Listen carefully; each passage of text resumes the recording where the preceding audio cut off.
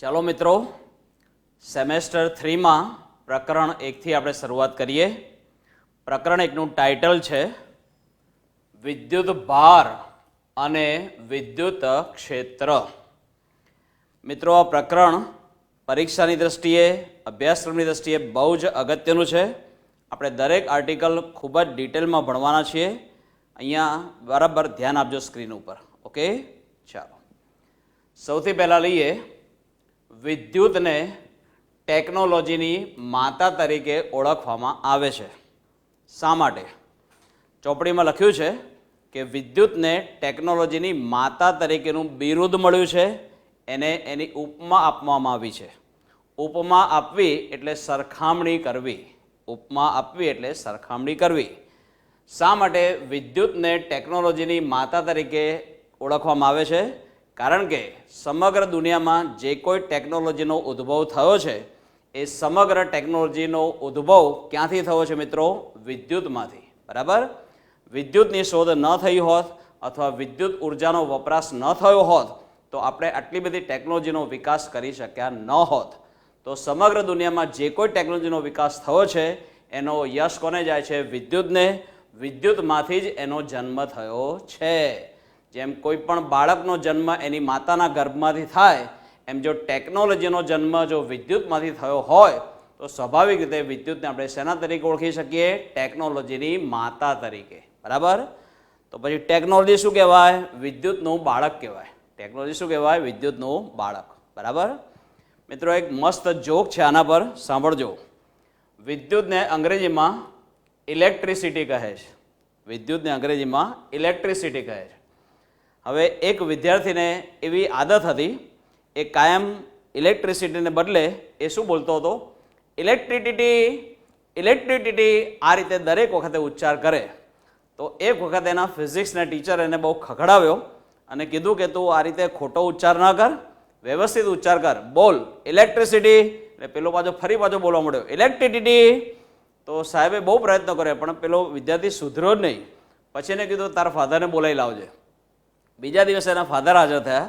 એને ફરિયાદ કરવામાં આવી કે તમારો જે પાલ્ય છે એ ઇલેક્ટ્રિસિટીને બદલે ઇલેક્ટ્રિસિટી બોલ કરે છે. બરાબર? એને જરા સુધારો. તો એના ફાધરે શું કીધું? જવા દો સાહેબ, જેવી જેની કેપેસિટી, જેવી જેની કેપેસિટી. તો પછી શિક્ષકને થયું કે આ તો આ ફાધર બી આ રીતે જ બોલે છે. તો એના ફાધરને એટલે પેલા વિદ્યાર્થીના ગ્રાન્ડ ફાધરને ત્રીજે દિવસે બોલાવવામાં આવ્યા. તો વિદ્યાર્થીના ગ્રાન્ડ ફાધર ત્રીજે દિવસે હાજર થયા. એને કહેવામાં આવ્યું કે તમારો જે દીકરો છે એ કેપેસિટી બોલે છે, તમારો દીકરાનો દીકરો બોલે છે ઇલેક્ટ્રિસિટી, આ બધું શું માંડ્યું છે? એટલે એના દાદાએ કીધું કે જવા દો સાહેબ, નાની વાતની હું પબ્લિસિટી કરવાની કહે છે. શું નાની વાતની હું પબ્લિસિટી કરવાની? મરી ગયા કે ખાનદાન, આખું ખાનદાન જ આવું છે. તો ચોથે દિવસે એના બાજુવાળાને બોલાવવામાં આવ્યા, એના પડોશીને. એના પડોશીને કીધું કે આ તમારું બાજુવાળું ખાનદાન આઇટમ છે કે છે. એક જણ બોલે છે પબ્લિસિટી, બીજો બોલે છે કેપેસિટી, ત્રીજો બોલે છે ઇલેક્ટ્રિસિટી, આ બધું હું માંડ્યું છે? સાહેબ સાચું કહી દઉં તમને, આખું ખાનદાન છે ને એકદમ બોગસ યુનિવર્સિટીમાં ભણ્યું છે. એકદમ બોગસ યુનિવર્સિટીમાં ભણ્યું છે. મરી ગયા. હવે આ પ્રકરણ અહીંયા પૂરું કરવું પડશે. બરાબર? તો આ જોક અહીંયા પૂરી થાય છે. હવે મિત્રો લઈએ આપણે વિદ્યુત ઉર્જાનું મહત્વ. મિત્રો, ઉર્જાના અનેક સ્વરૂપો છે. એમાંનું એક સ્વરૂપ છે વિદ્યુત ઉર્જા. એ ઉર્જાના બાકીના તમામ સ્વરૂપો કરતાં સમગ્ર દુનિયામાં સૌથી વધારે મહત્વ ધરાવે છે. એનું કારણ એ છે મિત્રો કે સમગ્ર દુનિયામાં વિદ્યુત ઉર્જા એવી છે કે જેને આપણે સંગ્રહિત કરી શકીએ છીએ અને જરૂર પડે ત્યારે એને બીજી ઉર્જાના સ્વરૂપોમાં રૂપાંતરિત કરી શકીએ છીએ. એટલે વિદ્યુત ઉર્જાનો સંગ્રહ થઈ શકે છે, એને એક સ્વરૂપમાંથી બીજા સ્વરૂપમાં ફેરવી શકાય છે. આ બે કારણોને લીધે આ વિદ્યુત ઉર્જાનું મહત્વ સમગ્ર દુનિયામાં સૌથી વધારે છે. અને મિત્રો, આ જે વિદ્યુત ઉર્જા છે ને એ ઉર્જાના અન્ય સ્વરૂપો કરતાં કઈ રીતે વધારે વપરાશમાં આવ્યું છે? આ બે કારણોને લીધે. સમગ્ર દુનિયામાં જે કોઈ સાધનો અત્યારે બનાવવામાં આવી રહ્યા છે એમાંના મોટાભાગના સાધનોની કાર્યવાહી એ વિદ્યુત ઉર્જાના વપરાશ ઉપર આધારિત છે. બરાબર? એટલે વિદ્યુત ઉર્જાનું સૌથી વધારે મહત્વ છે. હવે લઈએ મિત્રો દ્રવ્યની વાત. દ્રવ્ય એના કોઈ પણ સ્વરૂપમાં હોય એના બંધારણીય કણો માલુમ પડે છે એ 100 કરતાં પણ વધારે મૂળભૂત કણોના બનેલા છે. દ્રવ્ય એના કોઈ પણ સ્વરૂપમાં 100 કરતાં પણ વધારે મૂળભૂત કણોનું બનેલું છે. સારું. હવે મિત્રો એમાં જે 100 કરતાં વધારે મૂળભૂત કણો છે એમાં વધારે અગત્યના 3 કણો છે જેના નામ તમે ઓલરેડી જાણો જ છો, એ આપણે યાદ રાખવા પડશે. એ છે પ્રોટોન, ન્યુટ્રોન અને ઇલેક્ટ્રોન. પ્રોટોન, ન્યુટ્રોન અને ઇલેક્ટ્રોન. બરાબર. ચાલો મિત્રો હવે લઈએ ક્વેશ્ચન નંબર 3. વિદ્યુતીય બળ કોને કહેવાય અને વિદ્યુત ભાર કોને કહેવાય? મિત્રો આની બહુ જ સરસ વ્યાખ્યા આપણે તૈયાર કરવાના છીએ અત્યારે જ, પણ અત્યારે પહેલાં એક બેકગ્રાઉન્ડ ક્લિયર કરી લઈએ, થોડુંક સમજી લઈએ આપણે. બરાબર. મિત્રો તમે 2 પ્રોટોન ધ્યાનમાં લો. બરાબર. અને એકબીજાથી છૂટા છે એટલે કે મુક્ત અવસ્થામાં છે. બરાબર. સારું. એ 2 પ્રોટોન માલુમ પડે છે એકબીજાને અપાકર્ષે છે. બરાબર. સારું. એવી રીતે જો 2 ઇલેક્ટ્રોન ધ્યાનમાં લઈએ તો એ 2 ઇલેક્ટ્રોન પણ એકબીજાને અપાકર્ષે છે. સારું. હવે જો એક પ્રોટોન અને એક ઇલેક્ટ્રોનને ધ્યાનમાં લઈએ તો માલુમ પડે છે કે તેઓ એકબીજાને આકર્ષે છે. બરાબર. સારું. મિત્રો અહીંયા જે અપાકર્ષણ બળ ઉત્પન્ન થયું છે એ અપાકર્ષણ બળ જે ગુણધર્મને કારણે ઉત્પન્ન થયું છે એ ગુણધર્મનું આપણે નામ પાડ્યું છે આ 2 કણોનો વિદ્યુત ભાર. બરાબર. એમની પાસે એ વિદ્યુત ભાર નામનો એક ખાસ આંતરિક ગુણધર્મ છે જેના કારણે તેઓ એકબીજાને અપાકર્ષે છે. બરાબર. સારું. હવે અહીંયા જે આકર્ષણ બળ ઉત્પન્ન થયું છે તો કદાચ તમને મનમાં પ્રશ્ન થાય કે આ આકર્ષણ બળ તો ગુરુત્વાકર્ષણ બળ પણ હોઈ શકે. હા મિત્રો તમારી વાત સાચી છે, પણ અહીંયા હું જે બળની વાત કરવા જઈ રહ્યો છું એ બળ આકર્ષણ બળ તો છે જ, પણ એ ગુરુત્વાકર્ષણ બળ ઉપરાંતનું વધારાનું આકર્ષણ બળ છે. તો એ વધારાનું આકર્ષણ બળ જે ગુણધર્મને કારણે ઉત્પન્ન થયું છે એ ગુણધર્મનું આપણે નામ પાડ્યું છે વિદ્યુત ભાર. બરાબર. સારું. અને મિત્રો આવા ગુણધર્મને આપણે આંતરિક ગુણધર્મ શા માટે કહીએ છીએ? કારણ એવું છે કે એ કણો પાસે એ ગુણધર્મ પહેલેથી જ છે. એમના અસ્તિત્વની શરૂઆત થઈ ત્યારથી એમની પાસે આ ગુણધર્મ છે, કુદરતી રીતે છે. એ ગુણધર્મ એને આપણે આપ્યો નથી. બરાબર.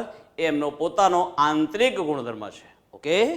તો હવે આ બધી બાબતોને ધ્યાનમાં રાખીને વિદ્યુત ભાર અને વિદ્યુતીય બળની ભેગી વ્યાખ્યા આ રીતે આપી શકાય. જે આંતરિક ગુણધર્મને કારણે મુક્ત અવસ્થામાં રહેલા 2 કણો એકબીજાને અપાકર્ષે છે અથવા ગુરુત્વાકર્ષણ બળ ઉપરાંતના વધારાના બળથી એકબીજાને આકર્ષે છે તેવા ગુણધર્મને તે 2 કણોનો વિદ્યુત ભાર કહે છે અને આવા વધારાના બળને વિદ્યુતીય બળ કહે છે. ફરી એકવાર, જે આંતરિક ગુણધર્મને કારણે મુક્ત અવસ્થામાં રહેલા 2 કણો એકબીજાને અપાકર્ષે છે અથવા ગુરુત્વાકર્ષણ બળ ઉપરાંતના વધારાના બળથી એકબીજાને આકર્ષે છે તેવા આંતરિક ગુણધર્મને તે 2 કણોનો વિદ્યુત ભાર કહે છે અને આવા વધારાના બળને વિદ્યુતીય બળ કહે છે. બરાબર. સારું. હવે લઈએ મિત્રો ક્વેશ્ચન નંબર 4. સ્થિત વિદ્યુત શાસ્ત્ર કોને કહેવાય? ભૌતિક વિજ્ઞાનની જે શાખામાં સ્થિર રહેલા વિદ્યુત ભારોના ગુણધર્મો અને તેમની વચ્ચેની આંતરક્રિયાઓનો અભ્યાસ કરવામાં આવે છે તેવી શાખાને સ્થિત વિદ્યુત શાસ્ત્ર કહે છે. ફરી એકવાર, ભૌતિક વિજ્ઞાનની જે શાખામાં સ્થિર રહેલા વિદ્યુત ભારોના ગુણધર્મો અને તેમની વચ્ચેની આંતરક્રિયાઓનો અભ્યાસ કરવામાં આવે છે તે શાખાને સ્થિત વિદ્યુત શાસ્ત્ર કહે છે. બરાબર. મિત્રો સ્થિત વિદ્યુત શાસ્ત્રના જે સિદ્ધાંતો છે એનો ઉપયોગ વ્યવહારમાં ક્યાં થાય છે એ ક્ષેત્રોના નામ તમારે યાદ રાખવાના છે. કયા ક્ષેત્રે એનો ઉપયોગ થાય છે અહીંયા જુઓ. એનો ઉપયોગ થઈ રહ્યો છે મિત્રો અત્યારે ઓટોમેટિક ઘડિયાળમાં, પછી માઇક્રોફોનમાં, કોમ્પ્યુટરના કીબોર્ડમાં, કોપિયર મશીન જેને આપણે ઝેરોક્સ મશીન કહીએ છીએ એમાં, પછી અવક્ષેપક તરીકે મિત્રો આ જે ટેક્સટાઇલ મિલો છે એની જે ચીમનીઓ છે એ ચીમનીઓમાંથી વાયુઓ બહાર કાઢવામાં આવે છે. બરાબર. તો એના પહેલાં પ્રદૂષણ ફેલાવતા જે ધુમાડો છે એ ધુમાડો અને સાથે સાથે કાર્બનના રજકણો બને એટલા ઓછા બહાર ફેંકાય એના માટે અવક્ષેપણની પ્રક્રિયા પહેલાં કરવામાં આવે છે અને એ પ્રક્રિયામાં સ્થિત વિદ્યુતશાસ્ત્રના સિદ્ધાંતોનો ઉપયોગ થાય છે. બરાબર. ત્યારબાદ ઇન્કજેટ અને લેસર પ્રિન્ટરમાં અને ટેલિવિઝનની સર્કિટમાં જે કેપેસિટર નામનો વિદ્યુતીય ઘટક વાપરવામાં આવે છે, જેના વિશે તમે પ્રકરણ 2માં ભણશો, એ વિદ્યુતીય ઘટકની કાર્યવાહીનો સિદ્ધાંત પણ સ્થિત વિદ્યુતશાસ્ત્રમાંથી જ મળે છે આપણને. તો મિત્રો, સ્થિત વિદ્યુતશાસ્ત્રનો ઉપયોગ આટલા ક્ષેત્રે થઈ રહ્યો છે. બરાબર. સારું. પછી મિત્રો લઈએ ક્વેશ્ચન નંબર 5, વિદ્યુતભારના પ્રકારો. મિત્રો, વિદ્યુતભારના 2 જ પ્રકારો છે.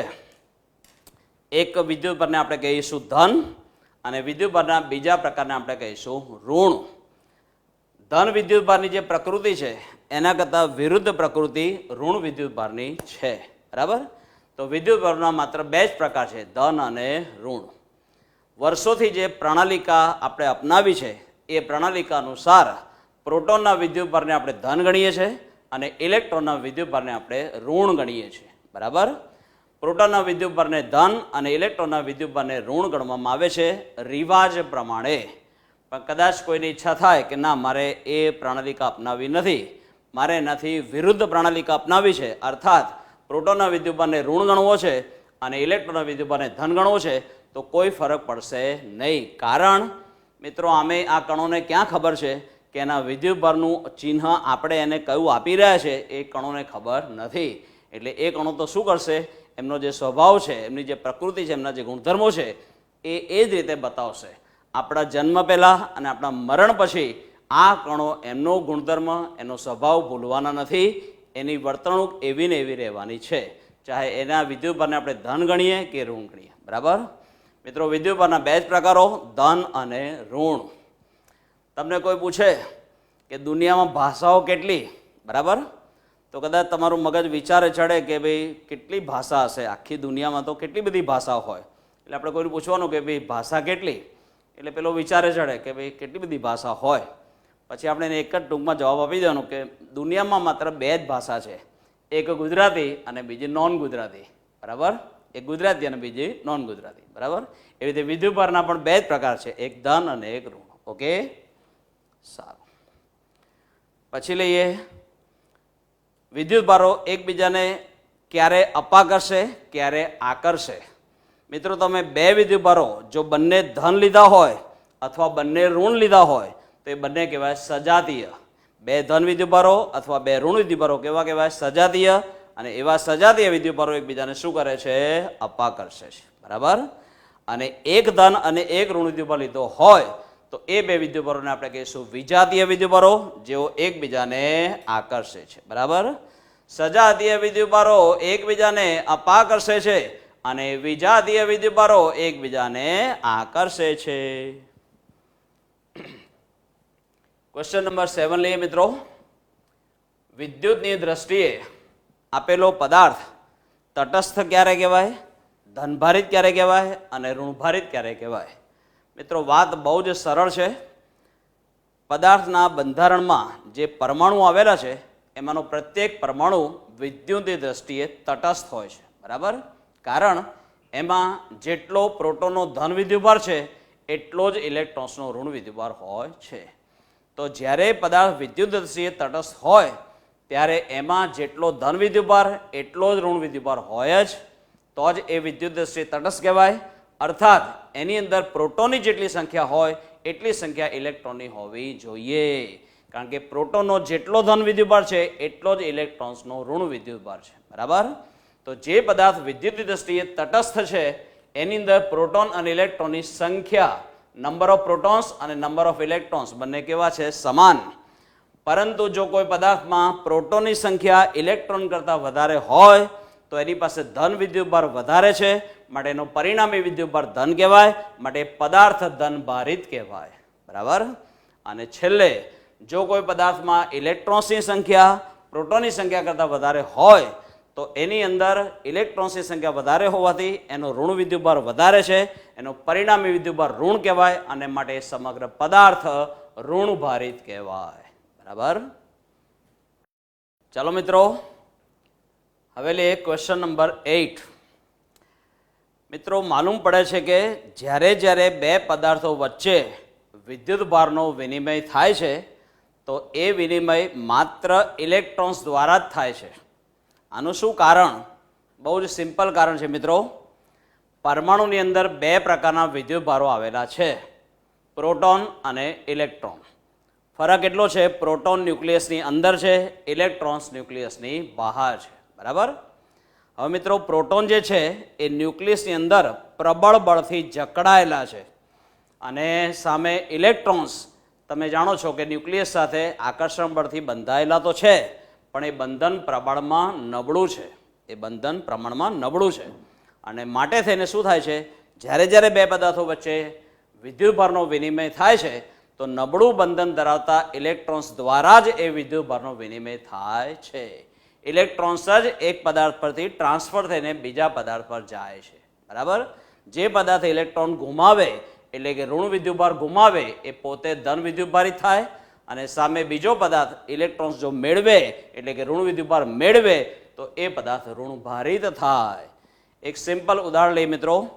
કાચના સળિયાને રેશમી કાપડ સાથે જ્યારે ઘસવામાં આવે છે ત્યારે માલુમ પડે છે કાચનો સળિયો ઇલેક્ટ્રોન્સ ગુમાવીને ધનભારિત બને છે, સામે રેશમી કાપડ ઇલેક્ટ્રોન્સ મેળવીને ઋણભારિત બને છે.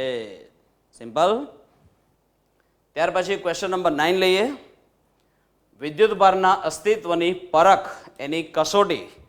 મિત્રો, આપેલો પદાર્થ ખરેખર વિદ્યુતભારી છે કે નહીં તો એ જાણવા માટે થઈને આપણે શું કરીએ છીએ, એક યંત્રનો ઉપયોગ કરીએ છીએ અને એ યંત્ર અથવા એ સાધનનું નામ છે ઇલેક્ટ્રોસ્કોપ.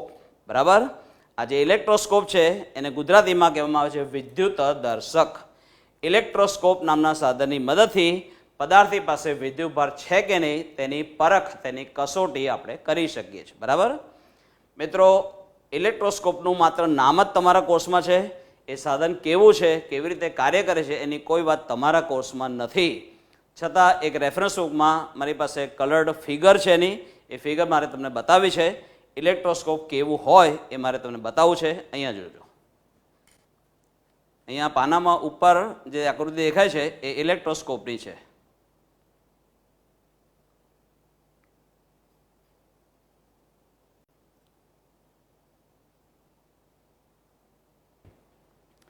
હવે લઈએ મિત્રો વિદ્યુતભારનો ક્વેશ્ચન નંબર 10 લઈએ. Question number 10. વિદ્યુતભારનો SI એકમ. વિદ્યુતભારનો SI એકમ. મિત્રો, વિદ્યુતભારનો SI એકમ એ છે કુલંબ. ચાર્લ્સ કુલંબ નામના વૈજ્ઞાનિકની યાદમાં વિદ્યુતભારનો SI એકમ આપવામાં આવ્યો છે કુલંબ અને એની સંજ્ઞામાં આપણે લખીશું કેપિટલ C. મિત્રો, સંજ્ઞામાં ભલે કેપિટલ C લખીએ પણ એ કુલંબનો એકમ તરીકે તમે જ્યારે ઉલ્લેખ કરો અંગ્રેજી શબ્દ દ્વારા તો એ અંગ્રેજી શબ્દમાં પહેલો અક્ષર C એ સ્મોલ લખવાનો છે. બરાબર.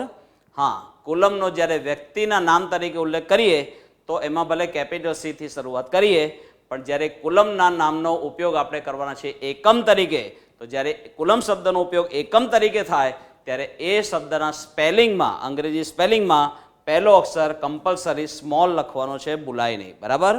અને જો આ રીતે આખો કુલંબ શબ્દ ન લખવો હોય તો પછી માત્ર સંજ્ઞા લખવાની અને એ સંજ્ઞા લખવાની કેપિટલ C. ઓકે. ચલો મિત્રો, હવે લઈએ ક્વેશ્ચન નંબર 11. વિદ્યુતભારનું ક્વોન્ટમીકરણ. મિત્રો, આ શબ્દ જરા સમજી લઈએ. ક્વોન્ટમીકરણ થવું એટલે શું? જ્યારે કોઈ પણ ભૌતિક રાશિ અમુક નિશ્ચિત મૂલ્યો જ ધારણ કરે અને બાકીના મૂલ્યો ધારણ ન કરે ત્યારે તે ભૌતિક રાશિનું ક્વોન્ટમીકરણ થયું હોવાનું કહેવાય છે. મિત્રો, વિદ્યુતભાર માટે પણ આ વાત સાચી છે. કુદરતમાં મળી આવતા તમામ વિદ્યુતભારોના મૂલ્યો અમુક મૂળભૂત વિદ્યુતભારના ધન કે ઋણ પૂર્ણ ગુણક જેટલા જ માલુમ પડ્યા છે. એટલે કે વિદ્યુતભાર પણ અમુક નિશ્ચિત મૂલ્યો જ ધારણ કરી શકે છે, એ સિવાયના મૂલ્યો એ ધારણ કરી શકતો નથી. એટલે કે વિદ્યુતભારનું ક્વોન્ટમીકરણ થયું કહેવાય. હવે તમે કહેશો કે એ વિદ્યુતભારના નિશ્ચિત મૂલ્યો કેટલા? તો સાંભળજો મિત્રો.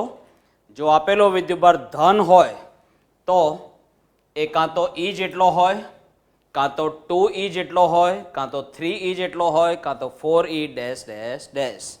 યાદ છે ને મિત્રો? સ્મોલ e એટલે વિદ્યુતભારનો પ્રાથમિક એકમ, એટલે કે એક પ્રોટોનનો વિદ્યુતભાર, અને એનું મૂલ્ય હમણાં જ મેં કીધેલું 1.6 × 10⁻⁹ કુલમ્બ. યાદ છે ને? સારું.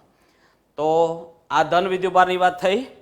એવી રીતે ઋણ વિદ્યુતભારની વાત કરીએ તો ઋણ વિદ્યુતભારના શક્ય મૂલ્યો એ આટલા હોય: -e, -2e, -3e, -4e dash dash dash. બરાબર? સારું. હવે આ સિવાયના કોઈ મૂલ્યો શક્ય નથી. E કરતાં નાનો વિદ્યુતભાર શક્ય નથી, અને E અને 2e ની વચ્ચેનો કોઈ વિદ્યુતભાર શક્ય નથી, 2e અને 3e ની વચ્ચેનો કોઈ વિદ્યુતભાર શક્ય નથી. આ રીતે ટૂંકમાં વિદ્યુતભાર આ પૈકીનું જ કોઈ મૂલ્ય ધારણ કરી શકે, જેમ ફાવે તેમ બધા મૂલ્યો ધારણ કરી શકતો નથી. બરાબર? આ હકીકતને વિદ્યુતભારનું ક્વોન્ટમીકરણ કહે છે. એકદમ ટૂંકમાં કહીએ તો કુદરતમાં મળી આવતા તમામ વિદ્યુતભારો મૂળભૂત વિદ્યુતભારના ધન કે ઋણ પૂર્ણ ગુણક જેટલા જ હોય છે. આ હકીકતને વિદ્યુતભારનું ક્વોન્ટમીકરણ કહે છે. બરાબર? મિત્રો, આ બધા જ મૂલ્યોને જો તમારે એક જ સમીકરણમાં લખવા હોય તો એ સમીકરણ આ છે મિત્રો: Q = n × E. બોલો, Q = n × E.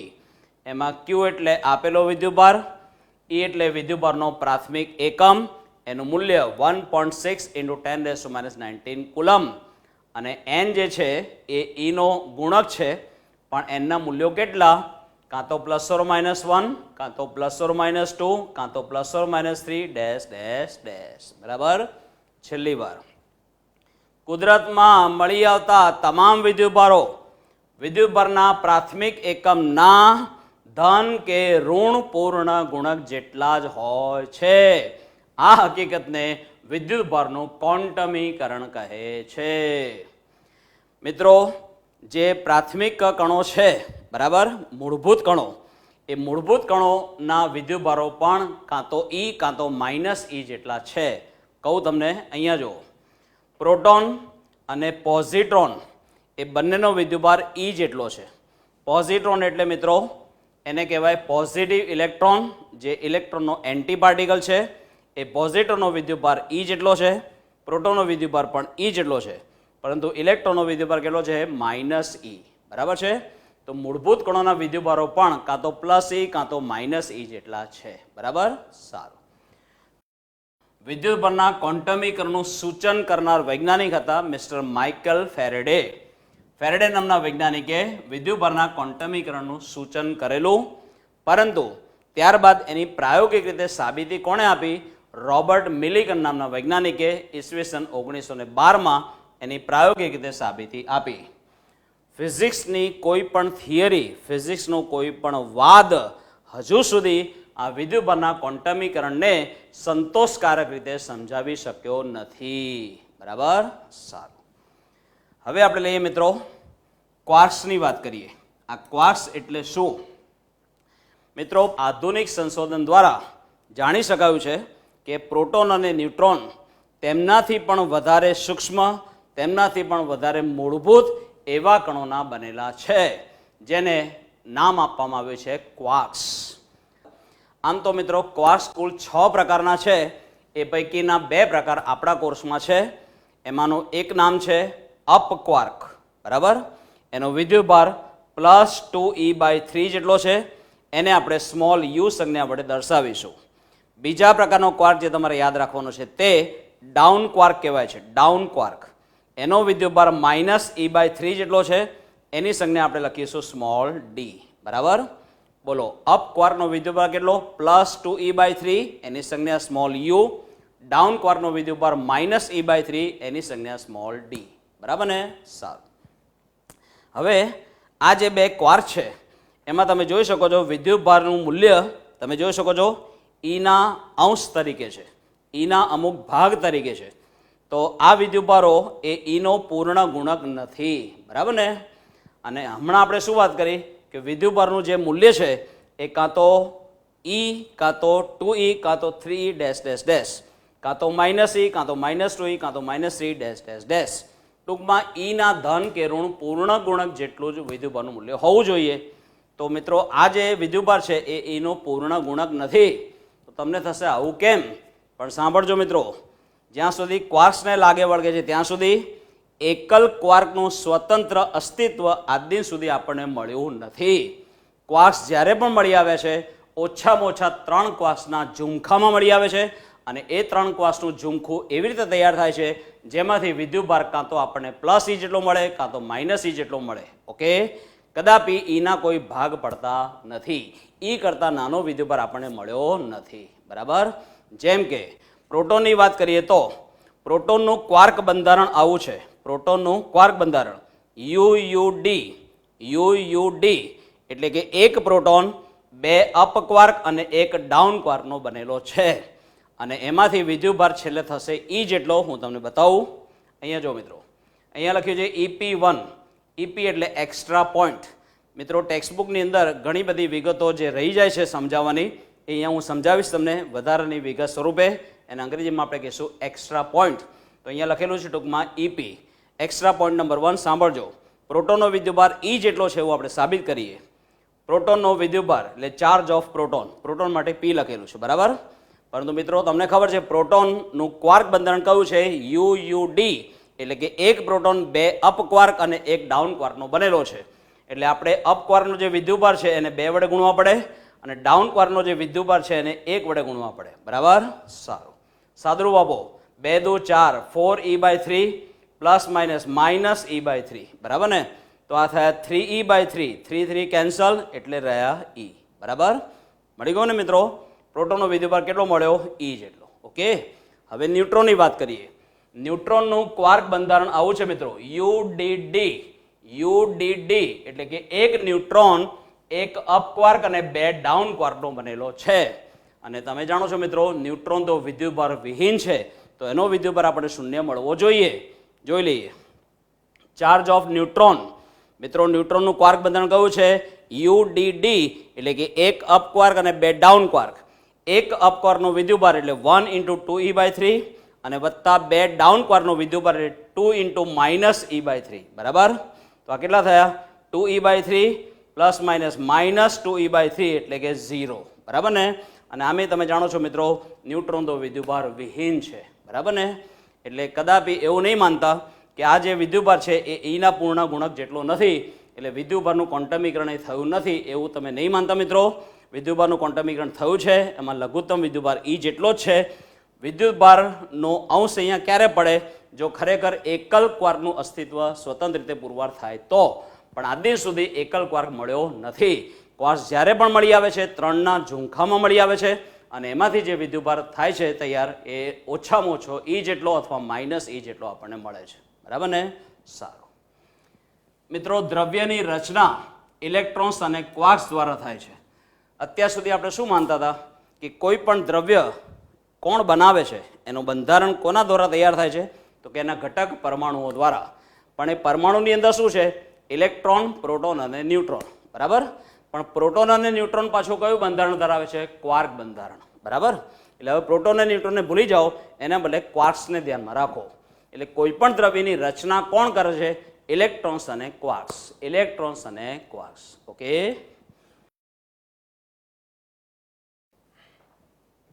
Question number 12 લઈએ મિત્રો. વિદ્યુત ભારણ એટલે શું અને તેની કેટલી અને કઈ રીતો છે જોઈએ. મિત્રો વિદ્યુત ભારણ કરવું એટલે પદાર્થને વિદ્યુત ભારિત કરવો. બરાબર. જે પદાર્થ વિદ્યુત ભારિત ન હોય એટલે કે વિદ્યુતની દ્રષ્ટિએ તટસ્થ હોય એને વિદ્યુત ભારિત કરવાની ક્રિયાને તે પદાર્થનું વિદ્યુત ભારણ કહેવાય. એ વિદ્યુત ભારણ કુલ 3 રીતે થઈ શકે. ઘર્ષણની રીતે થઈ શકે, સંપર્કની રીતે થઈ શકે અને પ્રેરણની રીતે થઈ શકે. ઘર્ષણની રીત, સંપર્કની રીત અને પ્રેરણની રીત. બોલી જાઓ. ઘર્ષણની રીત, સંપર્કની રીત અને પ્રેરણની રીત. બરાબર. ઘર્ષણ, સંપર્ક, પ્રેરણ. બોલો. ઘર્ષણ, સંપર્ક, પ્રેરણ. હવે આ બધી રીતો આપણે વારાફરતી લેવાના છે એકદમ ડિટેલમાં. બરાબર. ચાલો મિત્રો પ્રકરણ 1 આગળ ધપાવીએ. પ્રકરણ એકનું આ બીજું લેક્ચર છે. ગઈ વખતે પહેલા લેક્ચરમાં આપણે ક્વાર્ક્સ વિશે એનો પરિચય આપણે મેળવેલો, જરા યાદ કરી લઈએ. ક્વાર્ક્સ કોને કહેવાય? પરમાણુમાં પ્રોટોન અને ન્યુટ્રોન તેમનાથી પણ વધારે સૂક્ષ્મ અને વધારે મૂળભૂત એવા જે કણોના બનેલા છે તેમને ક્વાર્ક્સ કહે છે. બરાબર મિત્રો, ગઈ વખતે આપણે બે પ્રકારના ક્વાર્ક્સ જોયેલા. એક હતો અપ ક્વાર્ક, એની સંજ્ઞા લખી હતી સ્મોલ યુ, એનો વિદ્યુતભાર હતો +2e/3, યાદ આવ્યું? અને બીજો હતો ડાઉન ક્વાર્ક, એની સંજ્ઞા હતી સ્મોલ ડી અને એનો વિદ્યુતભાર હતો -e/3. બરાબર ને? સારું મિત્રો, આ હકીકત પર આધારિત રહીને મેં એક બહુ જ સરસ દાખલો બનાવ્યો છે. દાખલો બહુ સરસ છે, તમે ગણવાનો પૂરેપૂરો પ્રયત્ન કરજો. અત્યારે હું તમને આ દાખલો ગણાવતો નથી. બરાબર? આ જ્યારે પ્રકરણ પૂરું થશે ત્યારે આનો સાચો ઉકેલ, એની પૂરેપૂરી સમજૂતી હું તમને આપીશ જ, પણ અત્યારે એ દાખલો તમારે જાતે ગણવાનો છે. તમે જરા ઇન્ટરેસ્ટ લઈને ગણવાનો પ્રયત્ન કરજો, તમને બહુ મજા આવશે. બરાબર? દાખલાની રકમ હું તમને સમજાવી દઉં. અહીંયા જુઓ મિત્રો, યાદ છે ને, ઈપી એટલે ગઈ વખત આપણે વાત થયેલી એક્સ્ટ્રા પોઈન્ટ. ઈપી એટલે એક્સ્ટ્રા પોઈન્ટ. આ એક્સ્ટ્રા પોઈન્ટ નંબર 2 છે. એક વધારાનો દાખલો છે, તમે અચૂકપણે ગણવાનો પ્રયત્ન કરજો. એક તત્વના પરમાણુના ન્યુક્લિયસમાં ડાઉન ક્વાર્કની સંખ્યા અપ ક્વાર્કની સંખ્યા કરતાં 1 જેટલી વધારે છે. એટલે ડાઉન ક્વાર્કની જે સંખ્યા છે તે અપ ક્વાર્કની સંખ્યા કરતાં 1 જેટલી વધારે છે. ઓકે, ત્યારબાદ શું આપ્યું છે કે આ ન્યુક્લિયસમાં અપ અને ડાઉન ક્વાર્કની કુલ સંખ્યા 105 છે. તો આ તત્વ ખાલી જગ્યા હોવું જોઈએ. બરાબર? એ તત્વની જાત તમારે નક્કી કરવાની છે, એ તત્વનું નામ તમારે શોધી કાઢવાનું છે. બરાબર? સારું મિત્રો, જરા પ્રામાણિકતાથી મહેનત કરજો અને આનો જવાબ લાવવાની કોશિશ કરજો. બરાબર? હું તો તમને ગણાવીશ જ, આ પ્રકરણ પૂરું થશે ત્યારે આનો ઉકેલ તમને આપીશ. બરાબર? ચાલો, હવે થિયરીમાં આપણે આગળ વધીએ. ક્વેશ્ચન નંબર 13 એ છે વિદ્યુતભારના સંરક્ષણના નિયમ વિશે. મિત્રો, તમને એક વાત તો યાદ રહેવી જ જોઈએ કે સંરક્ષણ પામવું એટલે અચળ રહેવું. ફિઝિક્સમાં જે કોઈ ભૌતિક રાશિનું સંરક્ષણ થાય તે ભૌતિક રાશિ અચળ રહેવી જોઈએ. અત્યારે વાત થાય છે વિદ્યુતભારની, તો વિદ્યુતભારનું સંરક્ષણ થવું એટલે વિદ્યુતભારનો કુલ જથ્થો અચળ જળવાઈ રહેવો. બરાબર? પણ આવું કયા તંત્રમાં થાય? તો કે છે એવા તંત્રમાં જેમાંથી કોઈ પણ વિદ્યુતભાર બહાર આવે નહીં અને જેની અંદર બહારથી કોઈ વિદ્યુતભાર અંદર જઈ શકે નહીં. બરાબર? જેમાંથી વિદ્યુતભાર બહાર આવે નહીં, જેમાં વિદ્યુતભાર દાખલ થઈ શકે નહીં, એવા તંત્રને મિત્રો આપણે ખાસ નામ આપ્યું છે વિદ્યુતની દ્રષ્ટિએ અલગ કરેલું તંત્ર. વિદ્યુતની દ્રષ્ટિએ અલગ કરેલું તંત્ર. બરાબર? જે તંત્રમાંથી વિદ્યુતભાર બહાર જઈ ન શકે અને બહારથી અંદર દાખલ ન થઈ શકે તેવા તંત્રને વિદ્યુતની દ્રષ્ટિએ અલગ કરેલું તંત્ર કહે છે. બરાબર? બહાર સે કોઈ અંદર ના આ શકે, અંદર સે કોઈ બહાર ના જા શકે. ટૂંકમાં અત્યારે વાત કરવાની છે વિદ્યુતભારની. તો જે તંત્રમાંથી વિદ્યુતભાર અંદરથી બહાર ન જઈ શકે, બહારથી અંદર ન આવી શકે, એવા તંત્રને આપણે નામ આપ્યું છે વિદ્યુતની દ્રષ્ટિએ અલગ કરેલું તંત્ર. બરાબર? જે તંત્ર પરિસર સાથે વિદ્યુતભારનું વિનિમય ન કરે તેવા તંત્રને વિદ્યુતની દ્રષ્ટિએ અલગ કરેલું તંત્ર કહેવાય. બરાબર? મિત્રો, માલુમ પડે છે કે આવા તંત્રમાં વિદ્યુતભારનો કુલ જથ્થો અચળ રહે છે. વિદ્યુતભારનો કુલ જથ્થો અચળ રહે છે એટલે કે વિદ્યુતભાર સંરક્ષણ પામે છે. માટે આ હકીકતને આપણે કહીશું વિદ્યુતભારના સંરક્ષણનો નિયમ. બરાબર? એનું વિધાન પહેલા આપી દઈએ. વિદ્યુતની દ્રષ્ટિએ અલગ કરેલા તંત્રમાં ભલે ને ગમે તેવી પ્રક્રિયાઓ થાય, ભલે ને ગમે તેવી પ્રક્રિયાઓ થાય, પણ છતાંય તેમાંના વિદ્યુતભારોનો બૈજિક સરવાળો હંમેશા અચળ રહે છે. આ વિધાનને વિદ્યુતભારના સંરક્ષણનો નિયમ કહે છે. નિયમ કહે છે, નિયમ કહે છે. બરાબર? મિત્રો, બૈજિક સરવાળો કેમ બોલવાનું? કારણ કે વિદ્યુતભારો બે પ્રકારના છે, ધન અને ઋણ. બરાબર. જો તમે વિદ્યુતભારોનો સરવાળો એવી રીતે લો કે ધન વિદ્યુતભારને ધન જ ગણો અને ઋણ વિદ્યુતભારને ઋણ જ ગણો, ચિહ્ન બદલો નહીં અને પછી જો સરવાળો કરશો તો એવા સરવાળાને આપણે નામ આપ્યું છે બૈજિક સરવાળો. બરાબર. સારું. ફરી એકવાર વિદ્યુતભારના સંરક્ષણના નિયમનું વિધાન ફરી એકવાર જરા ધ્યાનથી સાંભળો. વિદ્યુતની દ્રષ્ટિએ અલગ કરેલા તંત્રમાં ભલે ને ગમે તેવી પ્રક્રિયાઓ થાય, ભલે ને ગમે તેવી પ્રક્રિયાઓ થાય, પણ છતાંય તેમાંના વિદ્યુતભારોનો બૈજિક સરવાળો હંમેશા અચળ રહે છે. આ વિધાનને વિદ્યુતભારના સંરક્ષણનો નિયમ કહે છે. નિયમ કહે છે. નિયમ કહે છે. હવે સારું મિત્રો, આકૃતિમાં મેં બધી જ બાજુએથી બંધ દિવાલો ધરાવતી એક પેટી બતાવેલી છે. બરાબર. આ જે બોક્સ છે, આ જે પેટી છે, એની દિવાલો અત્યંત પાતળી વિચારવાની છે અને એ બોક્સ બધી બાજુએથી બંધ છે. ઓકે. સારું. હવે આપણે એક કામ કરીએ, એના ઉપર ખૂબ જ ઊંચી આવૃત્તિ ધરાવતા ગેમા વિકિરણનો ફોટોન આપાત કરીએ. ખૂબ જ ઊંચી આવૃત્તિ ધરાવતા ગેમા વિકિરણનો ફોટોન એના ઉપર આપાત કરીએ.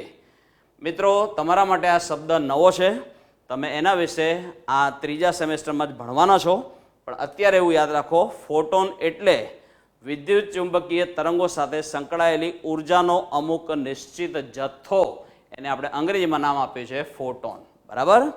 તો ગેમા વિકિરણની ઉર્જાનો ફોટોન આના ઉપર આપણે આપાત કરીએ છીએ. મિત્રો, એ ફોટોન એ વિદ્યુતભાર ધરાવતો નથી. આજે તમે ફોટોન આપાત કરી રહ્યા છો એમાં કોઈ વિદ્યુતભાર નથી. બરાબર. યાદ રાખજો મિત્રો, વિદ્યુતની દ્રષ્ટિએ અલગ કરેલા તંત્રમાં વિદ્યુતભાર અંદર ન જઈ શકે અથવા અંદરથી બહાર ન આવી શકે. બરાબર. પણ જે વસ્તુ વિદ્યુતભાર વિહીન હોય એ અંદર પણ જઈ શકે, અંદરથી બહાર પણ આવી શકે. તો આ ફોટોન તો મિત્રો વિદ્યુતભાર વિહીન છે. બરાબર. સારું. આ ફોટોન આપાત કર્યો એ પહેલા આ તંત્રમાં કોઈ જ વિદ્યુતભાર હતો નહીં અને માટે મેં લખ્યું Q બરાબર 0. ઓકે. સારું. હવે આ ફોટોનના આપાત થવાથી શું થાય છે મિત્રો?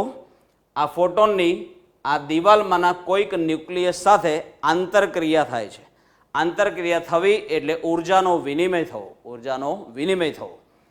હવે માલુમ પડે છે કે આપાત થયેલા ગેમા વિકિરણની ઉર્જા જો આ ન્યુક્લિયસ સાથેની આંતરક્રિયામાં સંપૂર્ણપણે શોષાઈ જાય છે તો એ વખતે એ ઉર્જાનું રૂપાંતર દ્રવ્યમાં થાય છે. ઉર્જાનું રૂપાંતર દ્રવ્યમાં થાય છે અને હવે આપણને મળે છે આવી આંતરક્રિયાના પરિણામ સ્વરૂપે એમાંથી આપણને બે કણો મળે છે.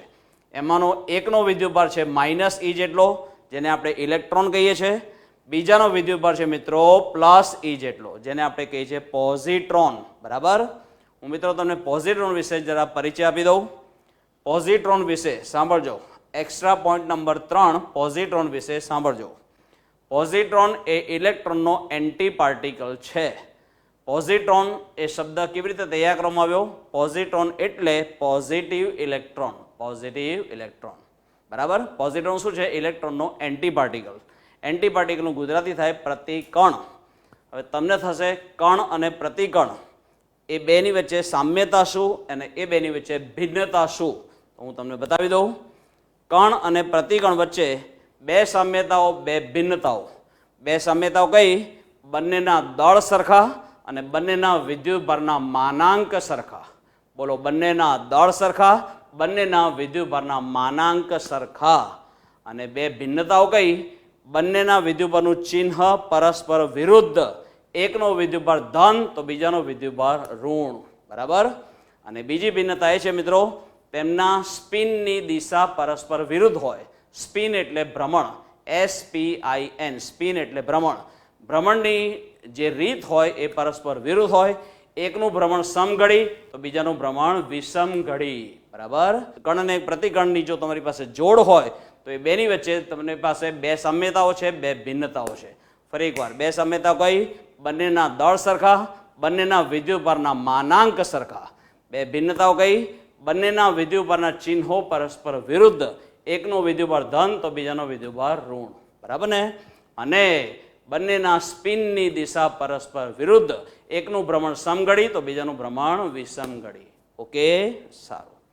તો આ પોઝિટ્રોન શું છે મિત્રો? ઇલેક્ટ્રોનનો એન્ટી પાર્ટિકલ. ઓકે, હવે આ જે કણ છે તે ઇલેક્ટ્રોન છે, એનો વિદ્યુતભાર -E છે. આ જે કણ છે તે પોઝિટ્રોન છે, એનો વિદ્યુતભાર +E છે. બરાબર મિત્રો, આ રીતે એક સાથે બે કણો એટલે કે દ્રવ્ય આમાંથી છૂટું પડી ગયું અને એક સાથે આ રીતે બે કણોની જોડ આપણને મળી. આ ઘટનાને અંગ્રેજીમાં પેર પ્રોડક્શન કહે છે, ગુજરાતીમાં એને જોડ ઉત્પત્તિ કહે છે. મેં લખેલું છે જોડ ઉત્પત્તિ, અંગ્રેજીમાં કહેવાય પેર પ્રોડક્શન. બરાબર, બે કણોની આપણને જોડ મળે છે, માટે આ ઘટનાને પેર પ્રોડક્શન અથવા જોડ ઉત્પત્તિ કહે છે. મિત્રો, અહીંયા આપાત થયેલી વિકિરણ ઉર્જાનું સંપૂર્ણપણે શોષણ થયું અને ઉર્જાનું રૂપાંતર થયું દ્રવ્યમાં. ઓકે, સારું. હવે આ જે પ્રક્રિયા થઈ એ પ્રક્રિયા થયા પછી આ તંત્રમાંનો કુલ વિદ્યુતભાર કેટલો? તો મિત્રો, આ બેનો કરો બૈજિક સરવાળો. આ બેનો બૈજિક સરવાળો -E + E એટલે કે 0. બરાબર, એટલે કે પહેલાના જેટલો જ, પહેલા પણ Q બરાબર 0, અત્યારે પણ Q બરાબર 0. એટલે કે વિદ્યુતભારોનો બૈજિક સરવાળો પહેલા પણ શૂન્ય હતો, અત્યારે પણ શૂન્ય, અર્થાત વિદ્યુતભારનું શું થયું? સંરક્ષણ. પણ ક્યારે મિત્રો? આવા તંત્રમાં જે વિદ્યુતની દ્રષ્ટિએ અલગ કરેલું હોય. બરાબર ને? ચલો છેલ્લી વાર વિધાન આપો જોઈએ. વિદ્યુતની દ્રષ્ટિએ અલગ કરેલા તંત્રમાં ભલે ને ગમે તેવી પ્રક્રિયાઓ થાય, ભલે ને ગમે તેવી પ્રક્રિયાઓ થાય, પણ છતાંય તેમાંના વિદ્યુતભારોનો બૈજિક સરવાળો હંમેશા અચળ રહે છે. આ વિધાનને વિદ્યુતભારના સંરક્ષણનો નિયમ કહે છે. નિયમ કહે છે, નિયમ કહે છે. હવે મિત્રો, હવે લઈએ ક્વેશ્ચન નંબર 14. ઘર્ષણની રીતે વિદ્યુત ભારણ. ઘર્ષણની રીતે વિદ્યુત ભારણ. મિત્રો, ગઈ વખતે ભણેલા વિદ્યુત ભારણ એટલે યાદ આવશે? વિદ્યુતની દ્રષ્ટિએ તટસ્થ એવા પદાર્થને કાં તો ધનભારિત કાં તો ઋણભારિત કરવાની ક્રિયાને વિદ્યુત ભારણ કહે છે. અંગ્રેજીમાં તેને ચાર્જિંગ કહેવાય. બરાબર, સારું. એ ચાર્જિંગની મિત્રો 3 રીતો છે, ગઈ વખતે નામ આપેલા. બોલો, પહેલી રીત કઈ હતી? ઘર્ષણની રીત. બીજી રીત હતી સંપર્કની રીત અને ત્રીજી રીત હતી પ્રેરણની રીત. યાદ છે ને? ઘર્ષણ, સંપર્ક, પ્રેરણ. બોલો, ઘર્ષણ, સંપર્ક, પ્રેરણ. એમાં પહેલી રીત અત્યારે લઈએ ઘર્ષણની રીત. સાંભળજો. માની લો કે આ કાચનો સળિયો છે.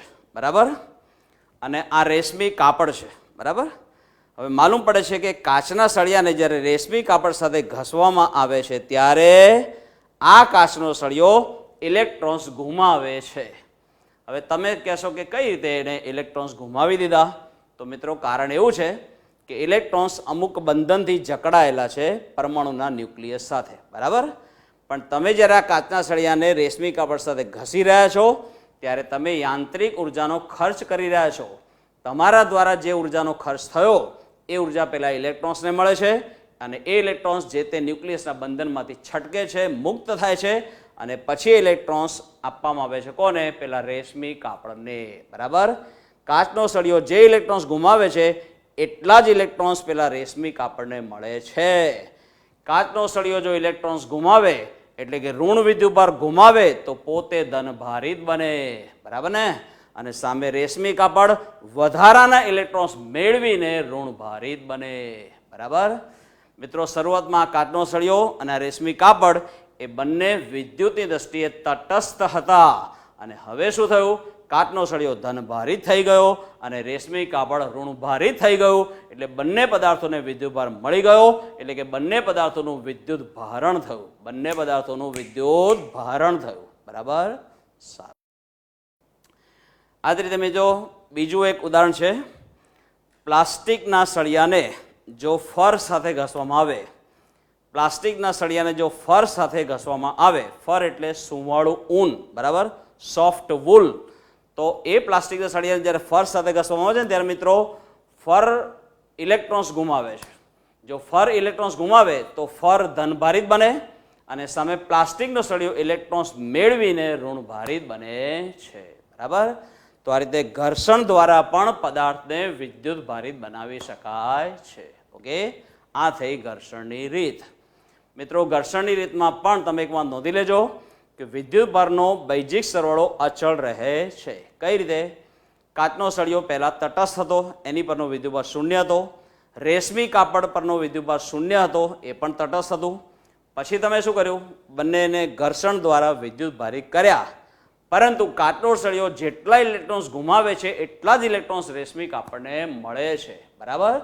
એટલે કાચના સળિયા પરનો ધન વિદ્યુતભાર અને પેલા રેશમી કાપડ પરનો ઋણ વિદ્યુતભાર એ સમાન મૂલ્યના છે, ચિહ્નમાં પરસ્પર વિરુદ્ધ છે.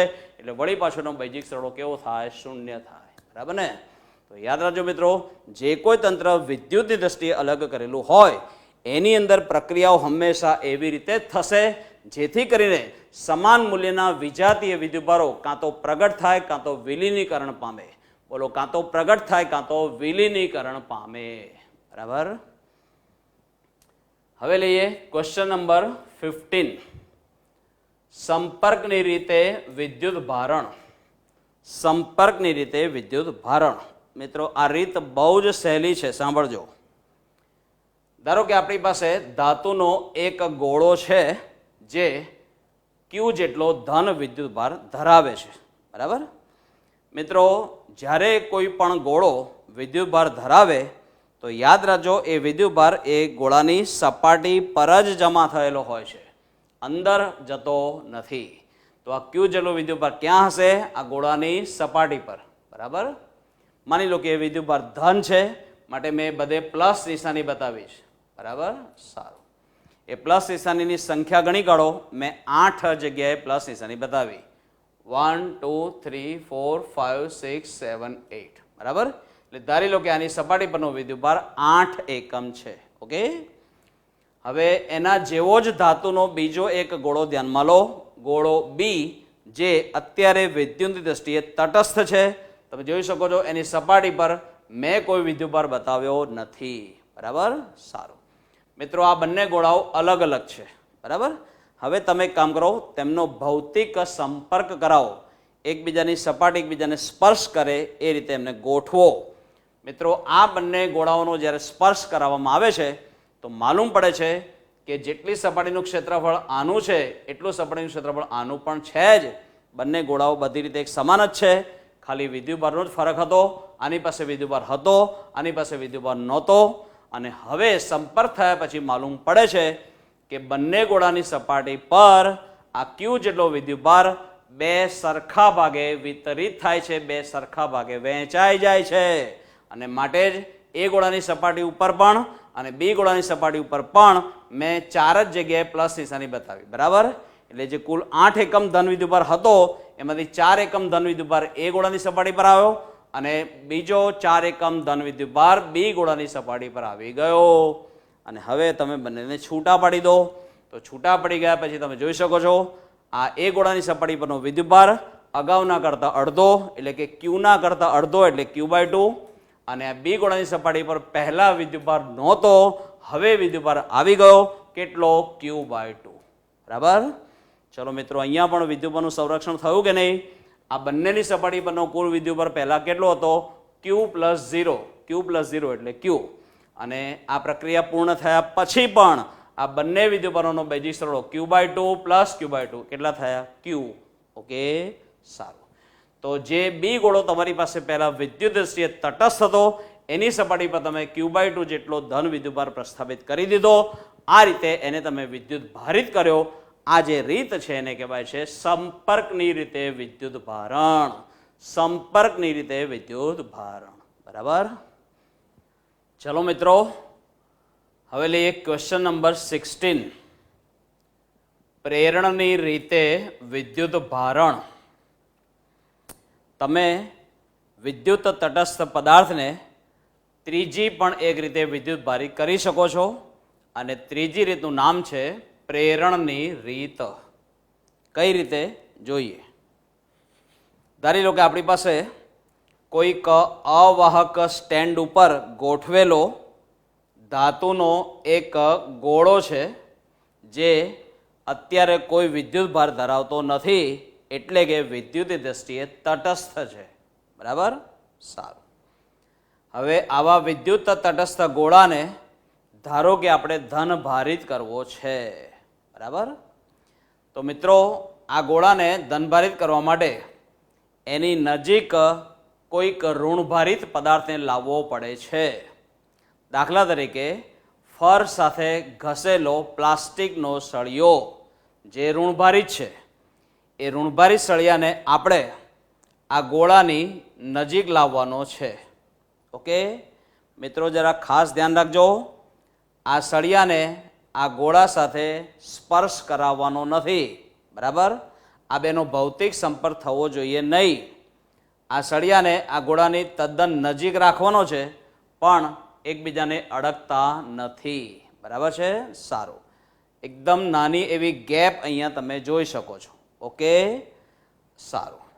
હવે મિત્રો શું થશે વિચાર કરો કે આ સળિયો તો ઋણભારિત છે અને માટે એ શું કરશે, ગોળાની અંદરના જે પરમાણુઓ આવેલા છે એ પરમાણુઓમાંના ઇલેક્ટ્રોન્સ ઉપર આ ઋણભારિત સળિયો શું કરે, અપાકર્ષણ બળ લગાડે.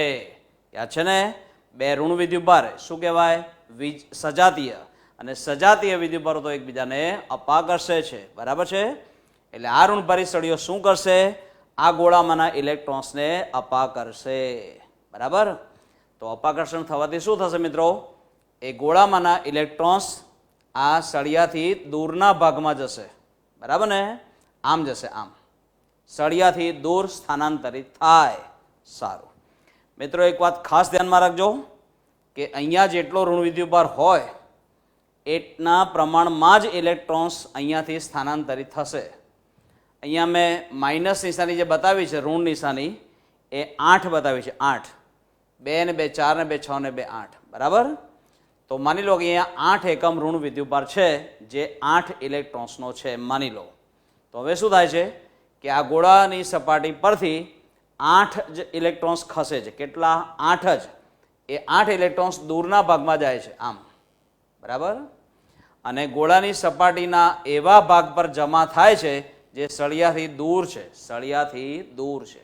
બરાબર, હવે વિચાર કરો મિત્રો, અહીંના પરમાણુઓ જો 8 જેટલા ઇલેક્ટ્રોન્સ ગુમાવે તો સ્વાભાવિક છે એની પરનો વિદ્યુતભાર કેવો થાય, ધન.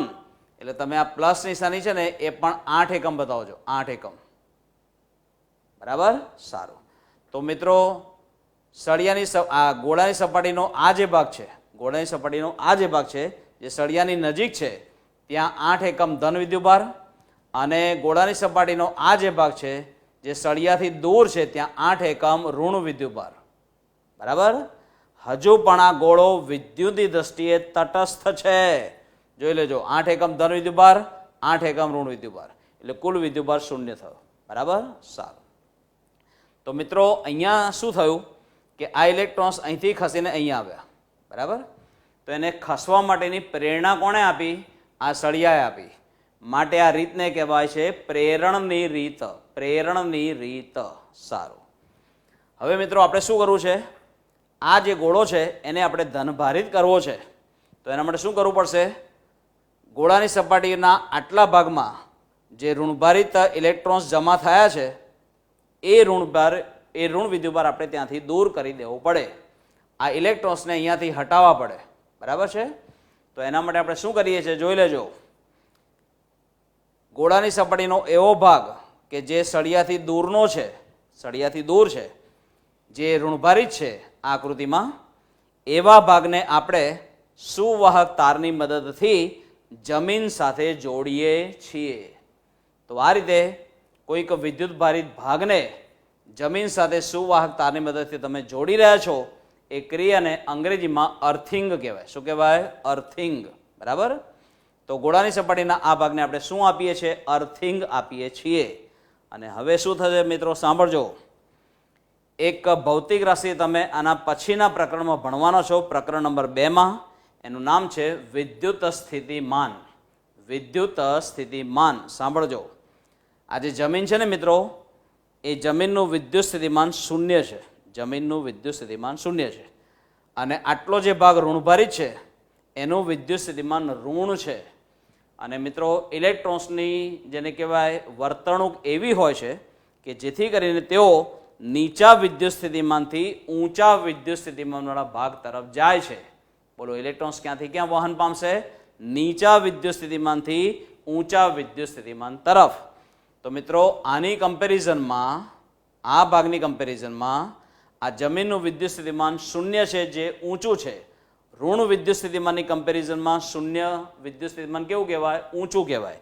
અને માટે ઇલેક્ટ્રોન્સ આ ભાગ પરથી ખસીને સુવાહક તાર મારફતે જમીનમાં જાય છે. ક્યાં જાય છે? જમીનમાં. અને આ રીતે ઇલેક્ટ્રોન્સ જમીનમાં જતા રહે માટે અહીંયા મેં ઇલેક્ટ્રોન્સ બતાવ્યા નહીં, કારણ કે બધા ઇલેક્ટ્રોન ઓલરેડી જમીનમાં જતા રહ્યા, એટલે અહીંયા એક પણ ઇલેક્ટ્રોન રહ્યો નથી. ઓકે, સારું. પછી તમારે શું કરવાનું મિત્રો? આ જે તાર છે ને એ તારને કાપી નાખવાનો. આ કામ પતી જાય, અર્થિંગ થઈ જાય, આ ઇલેક્ટ્રોન્સ બધા જમીનમાં જતા રહે, પછી આ તારને તમારે કાપી નાખવાનો. બરાબર મિત્રો? તારનું કામ પતી જાય તો તારને ભલે કાપી નાખજો, તારનું કામ પતી જાય તો તારને ભલે કાપી નાખજો, પણ કોઈ માણસનું કામ પતી જાય તો માણસ સાથેનો સંબંધ કાપતા નહીં. બરાબર? તારનું કામ પતી જાય તો તાર ભલે કાપી નાખો, પણ કોઈ માણસનું કામ પતી જાય પછી એ માણસ સાથેનો સંબંધ કાપવાનો નહીં. સારું. હવે આ તારને આપણે કાપી કાઢ્યો. સારું.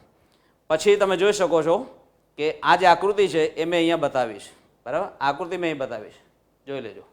આકૃતિ મેં અહીં બતાવી, એમાં તાર કાપી કાઢ્યો છે, એટલે હવે તારને બતાવવાનો નથી. ઓકે, સારું. હવે આ ગોળો મેં અહીંયા બતાવ્યો, આ સળિયો હજુ ત્યાં જ છે.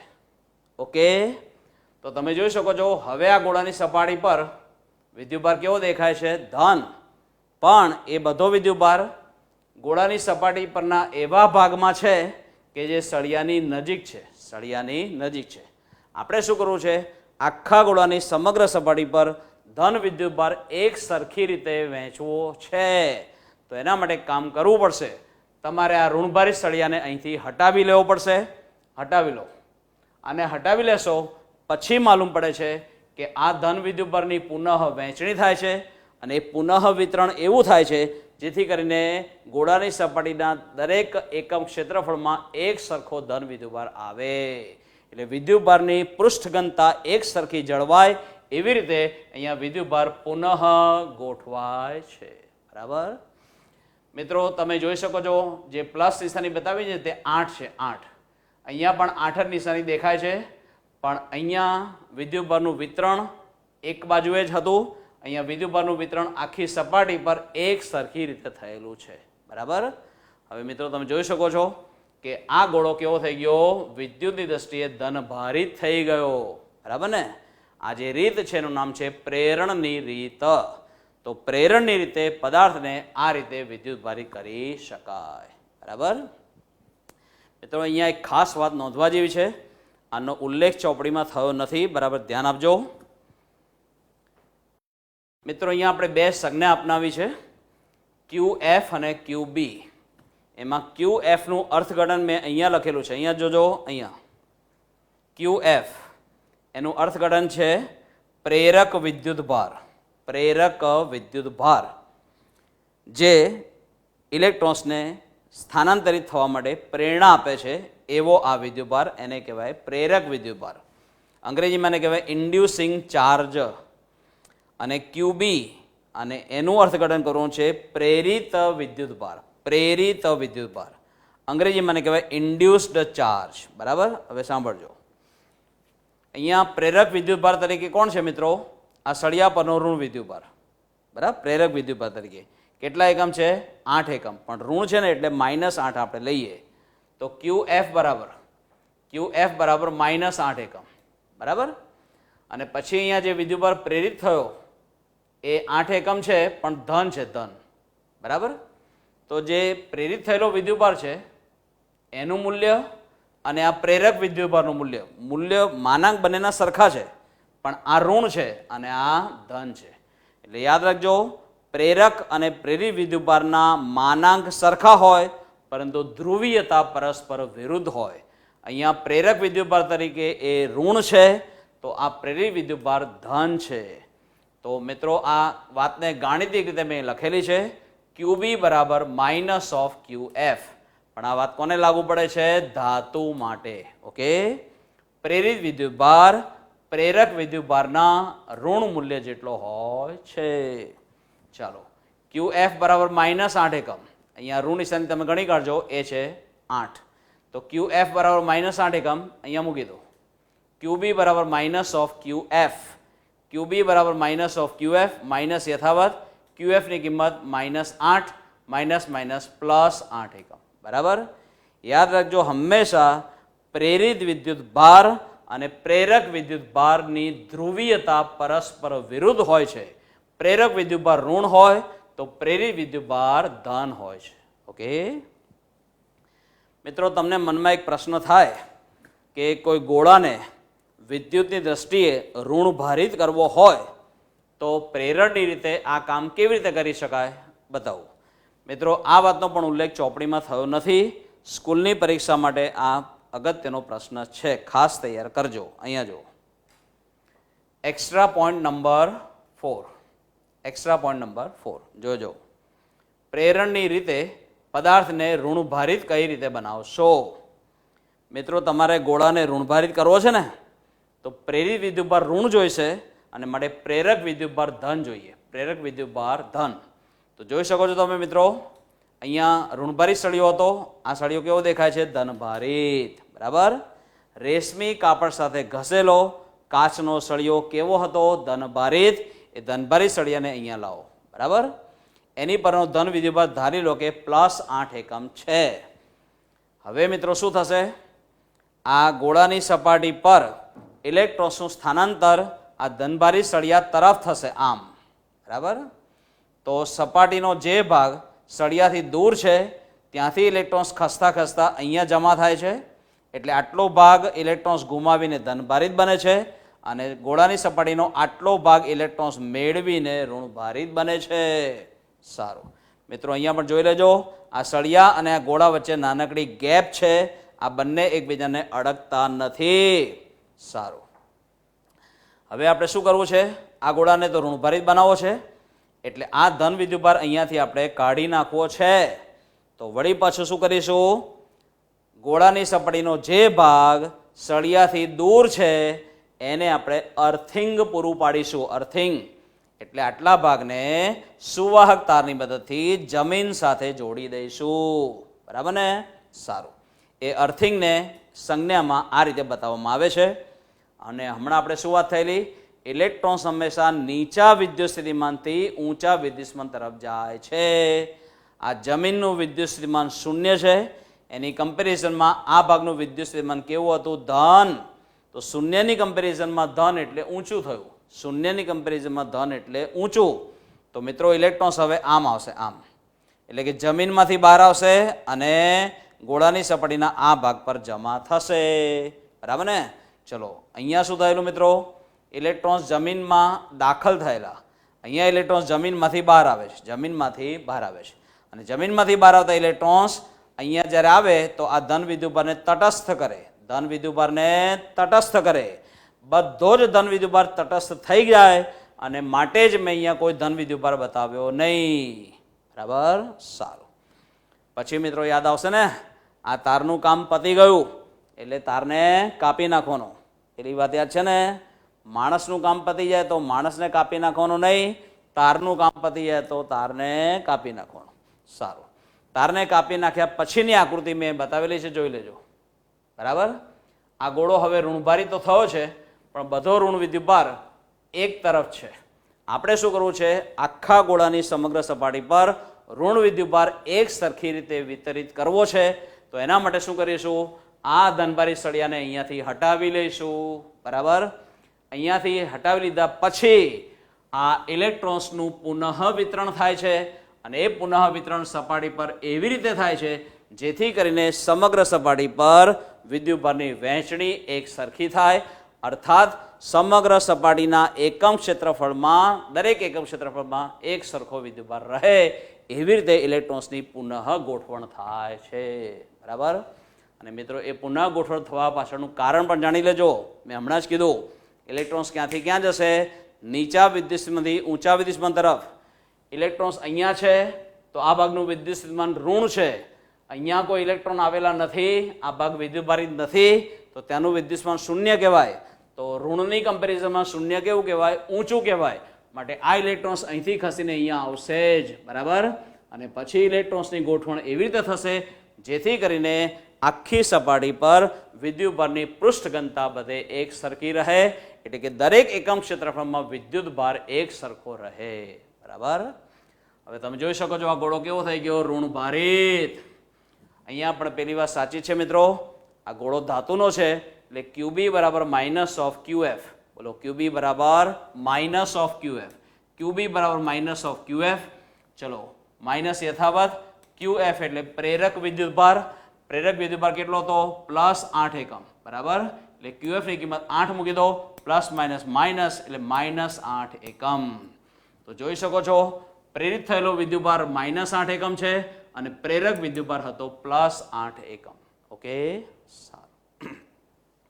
તમારે જો અહીંયા વધારે ઋણ વિદ્યુતભાર જોઈતો હોય ને મિત્રો, વધારે ઋણ વિદ્યુતભાર જોઈતો હોય તો અહીંયા ધન વિદ્યુતભાર પણ વધારે જોઈશે જ.